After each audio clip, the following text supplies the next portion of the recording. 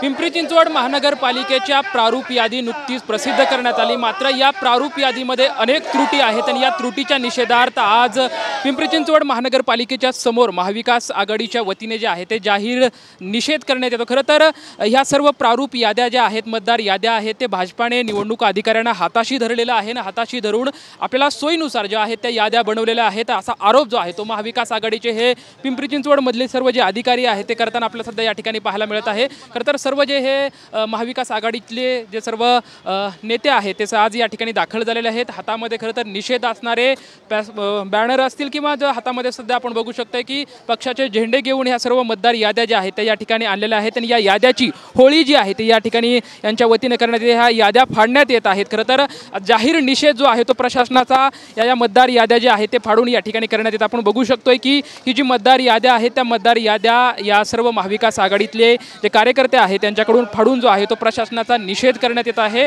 खरं तर या याद्यावरती राष्ट्रवादी अजित पवार गटाच्या नेते असतील किंवा भाजपाने सुद्धा आक्षेप नोंदवलेला होता। मात्र आज महाविकास आघाडीचे जे सर्व नेते मंडळी आहेत ते या ठिकाणी दाखल झालेले आहेत। पिंपरी चिंचवड महानगरपालिकेच्या समोरच या याद्या ज्या आहेत त्या या ठिकाणी फाडण्यात येत आहेत। आपण बघू शकतोय की सर्व या कार्यकर्त्यांनी याद्या ज्या आहेत ते हातामध्ये घेतलेल्या आहेत आणि ह्या याद्या ज्या आहेत ते सध्या या ठिकाणी हे सर्व कार्यकर्ते जे आहेत आंदोलनकर्ते आहेत ते आंदोलनकर्ते ह्या याद्या फाडून जो आहे तो प्रशासनाचा निषेध करताना या ठिकाणी आपल्याला बघू शकत आहेत की प्रशासन मुर्दाबाद मुर्दाबाद अशी घोषणाबाजी सुद्धा या सर्व आंदोलनकर्त्यांकडून जे आहे ते या ठिकाणी करण्यात येत आहे। खरं तर आंदोलनकर्ते या ठिकाणी आहेत, आंदोलनकर्त्यांशी आपण या ठिकाणी चर्चा करण्याचा आपण प्रयत्न करूयात।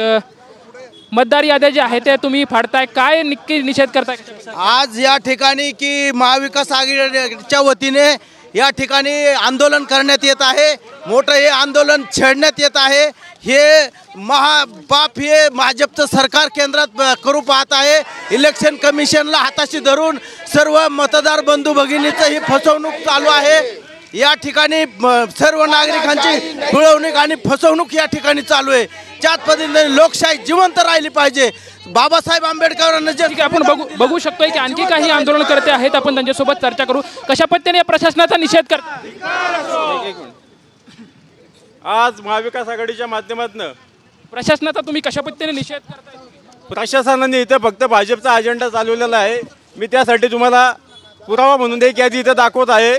इथं प्रभाग 26 मध्ये जी यादी प्रसिद्ध केलेली आहे त्या यादीमधला घोळ तुमच्या लक्षात येईल। या 26 मध्ये प्रभाग 28 मधला म्हणजे सौदागरमधल्या 3 यादी आलेल्या आहेत, वाकडच्या यादी आलेल्या आहेत, तातवड्याच्या यादी आलेल्या आहेत। असं 19,000 मतदान हे जे आमच्या प्रभागाच्या हद्दीमध्ये नाही, हद्दीच्या बाहेरचं मतदान त्यांनी या याद्यांमध्ये टाकलेलं आहे। माझ्या याद्यांमधलं 8,500 मतदान त्यांनी वाकडला शिफ्ट केलेलं आहे। म्हणजे नक्की चाललेलं काय आहे? पण सत्ताधारी पक्ष सुद्धा या मतदार यादीवरती आक्षेप घेत आहे। काल भाजपाचे आमदार सुद्धा या ठिकाणी पालिकेत आलते, त्यांनी सुद्धा आक्षेप घेतला याद्यांवरती। तो फक्त दिखावा आहे। आणि आजही तुम्हाला सांगतो, हा कागद तुम्ही वाचला असेल, ह्याच्यावर जी नावं लिहिलेली आहे, कुठले कुठले बूथ आहेत, ही फक्त फेक आहे। म्हणजे फक्त अभ्यास आम्ही लोकांनी ह्याच्यावर केलेला पाहिजे। आतमध्ये तुम्ही चेक केलं, ज्या यादी आत्ता तुम्हाला दाखवतात 68,000 मतदान आमच्या प्रभागात आहेत, त्यामधलं 40% मतदान हे बाहेरचं आहे, ज्याचा कधीही संबंध नाही, ज्यांनी लोकसभा विधानसभा कधीच मतदान केलेलं नाही, अशा लोकांची नावं त्या यादीमध्ये घुसडले आहेत। संबंधित अधिकाऱ्यांशी तुम्ही काय भेटलात का? त्यांच्याकडून तुम्हाला काय तुमच्या प्रश्नांचं निराकरण करण्यात आले काय? 27 तारखेची शेवटची ऑब्जेक्शनची आज आमचे महाविकास आघाडीच्या माध्यमातून आम्ही तिन्ही पक्षाचे शहराध्यक्ष त्यांना भेटणार आहोत। आमची मागणी त्यांना सांगणार आहेत, आमच्या अडचणी त्यांना सांगणार आहोत। त्याच्यावर ते काय ॲक्शन घेतील ते बघू। त्यानंतर आम्ही जन आंदोलन याच्यामध्ये होईल। कारण हे किती तुम्ही ऑब्जेक्शन घेतलं, कुठल्याही ऑब्जेक्शनची दखल आहे निवडणूक विभाग किंवा महापालिका घेणार नाही याची आम्हाला गॅरंटी आहे। कारण हे भाजप सांगेल त्या पद्धतीनेच चालतं आहे। आणि काल भाजपच्या आमदारांनी जे त्यांना निर्देश दिले असतील किंवा काय ते दाखवले असतील त्या फक्त जनतेची दिशाभूल आहे की आमच्याही भाजपच्या लोकांच्या अन्याय आलं हे त्यांना दाखवायचं आहे, पण याच्यामध्ये काही एक बदल होणार नाही। खरं तर भाजपाने अबकी बार 100 पारचा नारा दिलेला आहे सध्या या निवडणुकीमध्ये। तुमची काय भूमिका असणार आहे प्रारूप यादीच्या संदर्भात? नाही, आमच्या प्रभागामध्ये 56,000ची त्यांनी लोकसंख्या दाखवली आणि मतदार संख्या 57,000 दाखवली। ही कुठला त्यांचा कॅल्क्युलेशन आहे? महानगरपालिकेचे जे तयार करतात ते प्रारूप मतदार यादी। दुसरी गोष्ट अशी आहे की स्लम एरियामधले बरंचसं मतदान इकडून दुसऱ्या प्रभागात त्यांनी शिफ्ट केलेलं आहे।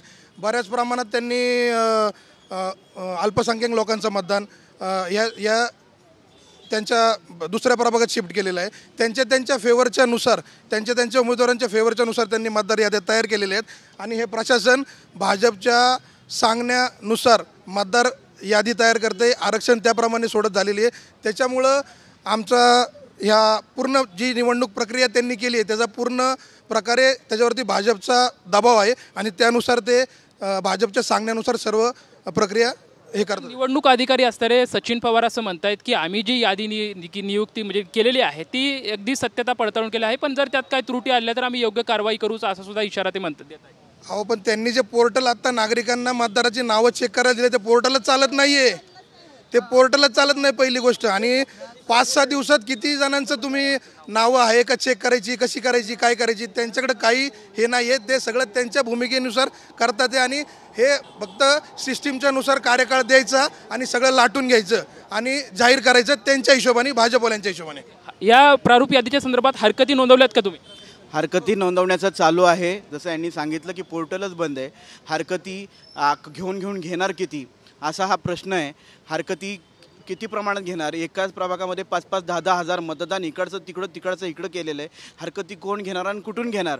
सामान्य जनतेला हरकती बाबतीमध्ये एवढी काही माहिती नाही आहे आणि जे उमेदवार आहेत त्यांनी हरकती घ्यायच्या किती, त्या हरकतीवर सुनावणी होणार कधी? आज आपण बघितलं की जो डीपीचा आराखडा झाला होता त्याच्यावर अजून हरकती घेतलेल्या नाही आहे, त्याच्यावर सुनावणी घेतलेली नाही आहे. तर या मतदार यादीवर हरकती घेणार कधी? हे इलेक्शन डायरेक्ट घेतलं जाईल. ह्या 110 पारचा जो नारा भाजपने दिला आहे त्या अनुषंगाने हे दिसून येते भाजपने पूर्ण मॅच फिक्सिंग इलेक्शनची केलेली आहे. एकंदरीत आपण बघू शकतो की भाजपाने प्रशासनाचे अधिकारी हाताशी धरलेले आहेत आणि प्रारूप मतदार यादी जी आहे ती आपल्या मर्जीनुसार बनवण्याचा आरोप जो आहे तो महाविकास आघाडीकडून करण्यात येत आहे आणि याचा निषेध खरं तर महानगरपालिकेच्या समोर हे महाविकास आघाडीचे सर्व आंदोलनकर्ते आपल्याला करताना दिसत आहेत. कॅमेरामॅन रोहित सूर्यवंशी सोबत लक्ष्मण जाधव, TVN मराठी, पिंपरी चिंचवड.